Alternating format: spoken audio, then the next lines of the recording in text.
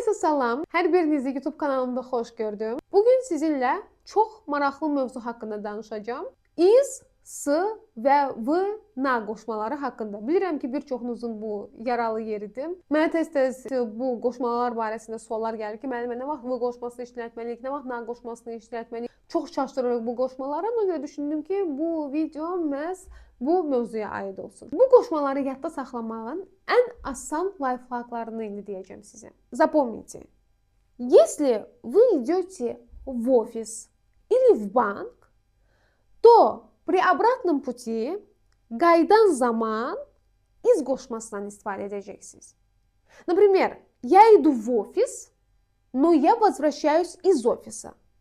Я иду в банк, но я возвращаюсь из банка.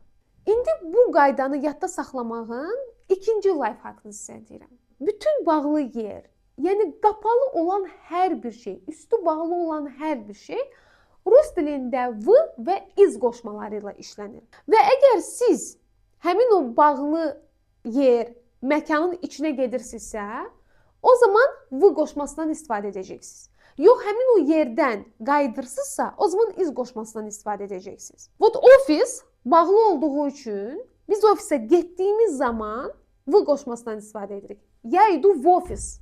Mağazin bağlı olduğu üçün və biz mağazinə getdiyimiz zaman v qoşmasından istifadə edirik. Я иду в магазин. Я иду в market. Я иду в аптеку. Amma həmin yerdən qayıtdığımız zaman biz iz qoşmasından istifadə edirik. Я возвращаюсь из банка. Я возвращаюсь из магазина. Я возвращаюсь из marketa. Gördünüz nə asan? Запомните, v və iz. Bunlar həmişə bir yerdə işlənir. Əgər gedirsinizsə, o zaman v qoşmasından istifadə edirsiniz. Qayıdırsınızsa, iz qoşmasından istifadə edirsiniz. Və bu qoşmaları yadda saxlamanın ən asan üsulu odur ki, bu qoşmalar məhz bağlı yer və məkanlarla işlənir. Və əgər həmin bağlı yerə, həmin bağlı məkana biz gediriksə v-dır, qayıdırıqsa həmin o yerdən izdir. Вот и все. İndi isə v qoşmasının ikinci mənasını sizə izah edirəm. Rus dilində bütün şəhərlər, ölkələr, kəndlər, rayonlar və eyni zamanda onların adları da v qoşması ilə işlənir. V və iz qoşmaları ilə işlənir. Və bayaq izah elədiyim qaydaya uyğun. Əgər biz şəhərə gediriksə, v qoşmasından istifadə edəcəyik.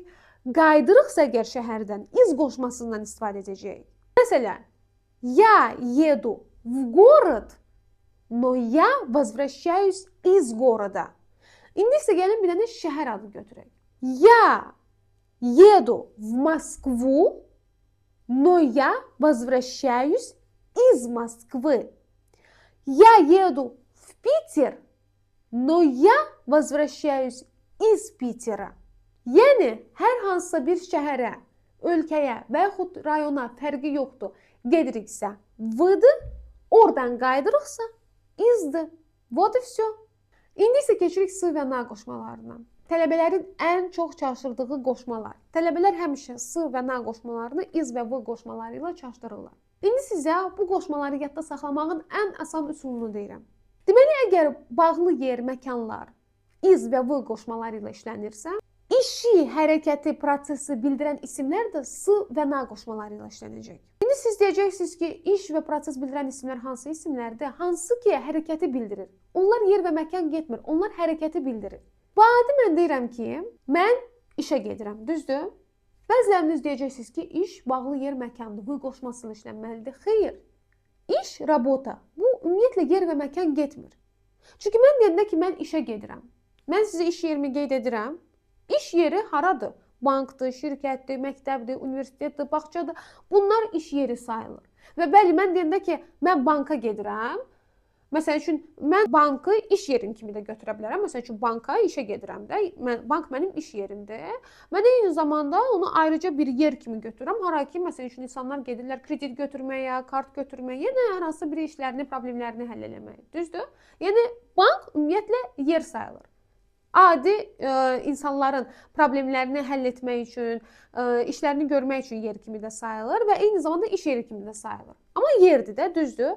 Amma iş sözü rabota, yer getmir. Siz deyəndə ki, mən işə gedirəm, Yəni işləməyə gedirəm. Bu prosesdir, bu hərəkəti bildirir. Və eyni zamanda bu isimləri siz hərəkət feilləri ilə də vəz edə bilərsiniz. Yəni işə gedirəm, işləməyə gedirəm. Dərsə gedirəm, dərs keçməyə gedirəm.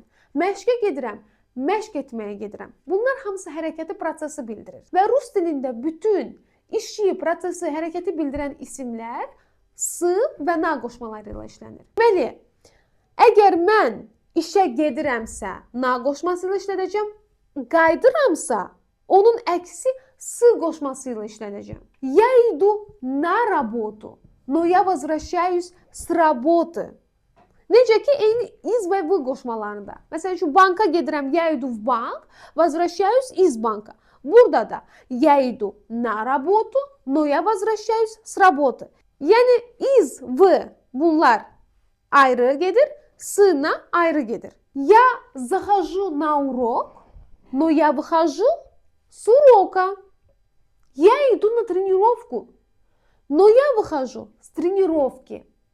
Amma desəm ki, mən zala gedirəm, burada уже zal, yer, məkan sayıldığı üçün mən hansı qoşmadan istifadə edəcəm?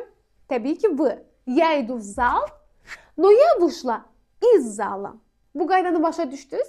Bundan əmin olmaq istəyirsinizsə, bu videonun altında sizin üçün xüsusi cümlələr və testlər hazırlamışam. Onların hamısını şərh bölməsinə yazıb düzgün cavablarınızı öyrənə bilərsiniz. Ümid edirəm ki, bu qayda hər birinizə aydın oldu və bundan sonra siz bir daha v, na və iz, s qoşmalarında çaşmayacaqsınız. Bugünlük bu qədər. Hər birinizə uğurlar. Növbəti videolarımızda görüşənədək sağ olun.